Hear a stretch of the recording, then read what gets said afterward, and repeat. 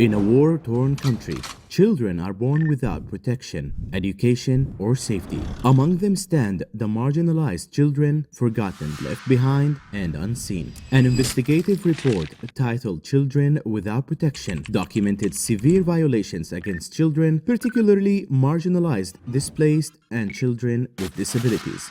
These violations are not just numbers, they are faces and painful stories, including forced recruitment, sexual harassment, and abduction. The report urged the need to strengthen child protection and community monitoring mechanisms, and to enforce laws that criminalize the recruitment and exploitation of children.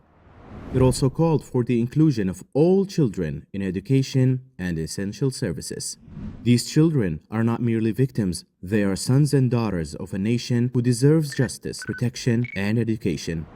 Let us work together for a future where every child in Yemen can live with dignity.